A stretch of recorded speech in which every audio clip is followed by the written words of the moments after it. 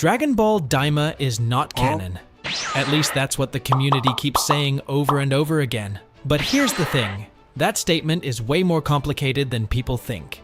By the end of this video, the entire perspective around Daima and Super is going to flip in a way you probably didn't expect.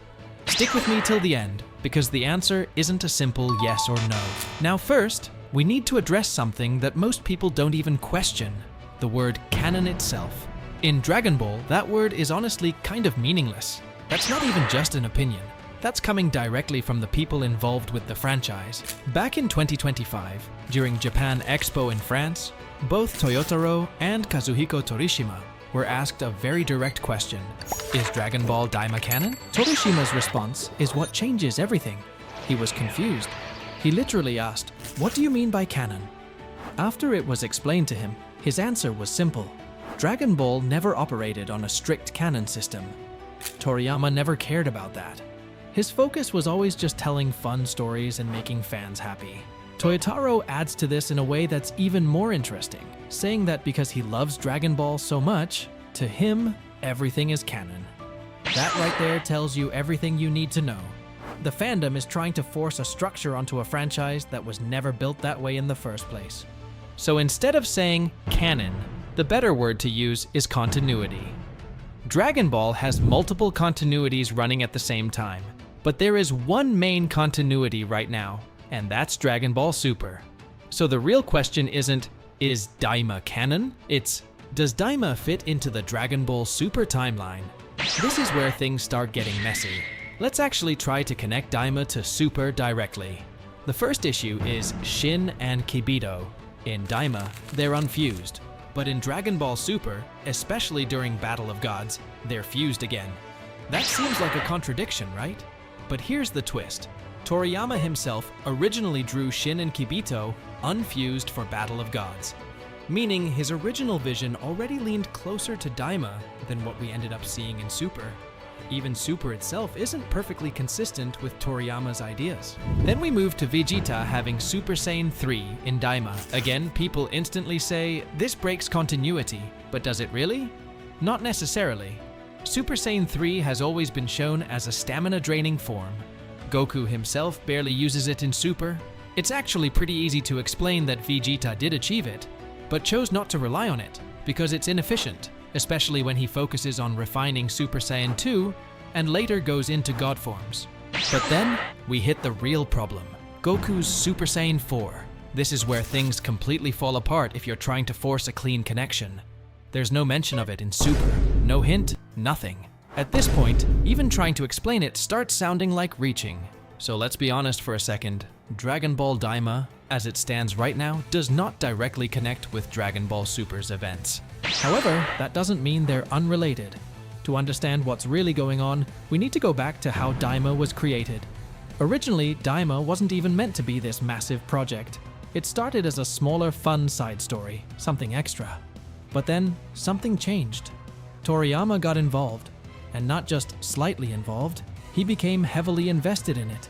He started shaping the story, the characters, and the world building.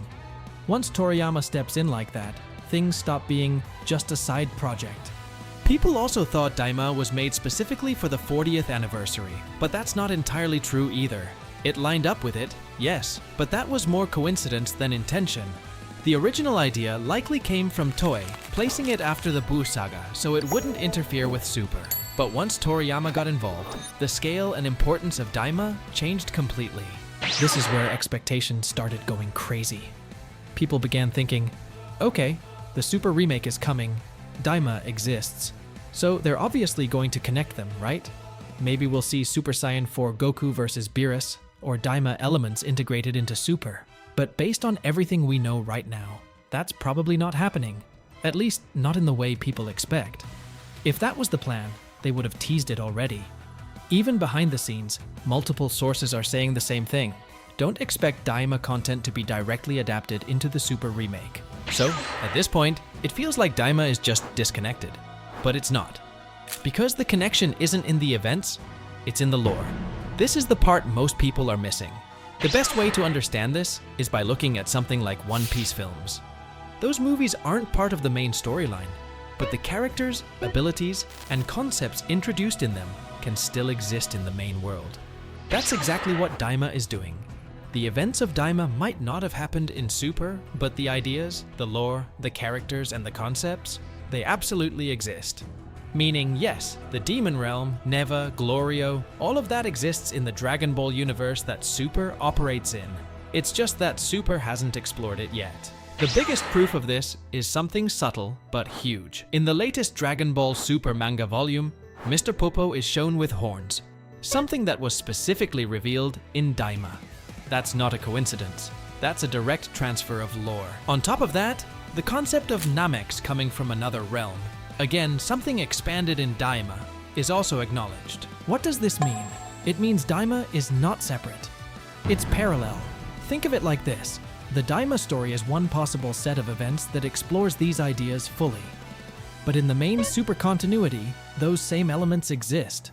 They just haven't been triggered or explored in the same way. Which brings us to the craziest implication, Super Saiyan 4. If Daima's logic applies, then yes, Goku having the potential for Super Saiyan 4 isn't impossible in Super. It just hasn't been unlocked because the exact conditions, like Neva's involvement, never happened. But if something similar occurs in the future, that form could theoretically appear, and it would still make sense within the broader Dragon Ball lore. That's why saying Daima isn't canon is such an oversimplification. It's not about canon, it's about how Dragon Ball builds its world through ideas that can exist across different continuities, timelines, and interpretations while still feeling connected at the core. Honestly, that's what makes Dragon Ball so unique. Think about it like this. What if everything happening in the Demon Realm still exists exactly as it was shown in Daima Episode 1, with Goma ruling as the Demon King, the hierarchy, the world structure, all of that remains untouched. But the difference is that Goku and the others were never involved in those events in the Super timeline. That means the Demon Realm is still out there, functioning the same way, with the same characters, the same power system, just completely disconnected from the main cast for now. So instead of Daima being erased, it becomes more like a parallel set of events where the lore is still valid, the characters still exist, but the story simply played out differently. And that actually opens the door for Super to one day tap into that.